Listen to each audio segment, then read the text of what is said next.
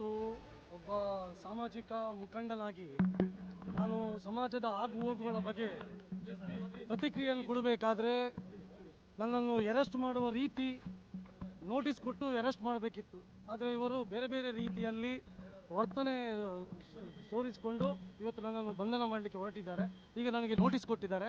ಈಗ DCP office ಕಡೆ ನನ್ನನ್ನು ಪ್ರೊಡ್ಯೂಸ್ ಮಾಡಲಿಕ್ಕೆ ಕರ್ಕೊಂಡು ಹೋಗ್ತಾ ಇದ್ದಾರೆ. ಹಾಗಾಗಿ ಪೊಲೀಸರ ಕ್ರಮ ಇದು ಸರಿ ಇಲ್ಲ. ನೋಡಿ, ಅರೆಸ್ಟ್ ಮಾಡಬೇಕಾದ್ರೆ ನೋಟಿಸ್ ಕೊಡ್ಬೇಕು. ಈಗ BNS ಪ್ರಕಾರ ಇವರು ನೋಟಿಸ್ ಕೊಟ್ಟು ಬಂಧನ ಮಾಡಬೇಕು. ಆದರೆ ಇವರು ವಿತೌಟ್ ನೋಟಿಸ್ ನಮ್ಮನ್ನು ಬಂಧನ ಮಾಡುವಂತ ಪ್ರಯತ್ನ ಮಾಡ್ತಾ ಇದ್ದಾರೆ. ಸಾಮಾಜಿಕ ಜಾಲತಾಣದಲ್ಲಿ ಇವತ್ತು ಒಂದು ಜನಸಂಖ್ಯೆಗೆ ಸಂಬಂಧಪಟ್ಟಂತೆ ಒಂದು ಹೇಳಿಕೆಯನ್ನು ಬಂದದ್ದನ್ನು ನಾನು ಶೇರ್ ಮಾಡಿದ್ದೇನೆ ಎಂಬ ಕಾರಣಕ್ಕೋಸ್ಕರ ಇವತ್ತು ಈ ನೋಟಿಸ್ ಅನ್ನು ಕೊಟ್ಟಿದ್ದಾರೆ. ನಮ್ಮ ಅಭಿವ್ಯಕ್ತ ಸ್ವಾತಂತ್ರ್ಯವನ್ನು ಕಿತ್ತುಕೊಳ್ಳುವಂತ ಪ್ರಯತ್ನವನ್ನು ಸರ್ಕಾರ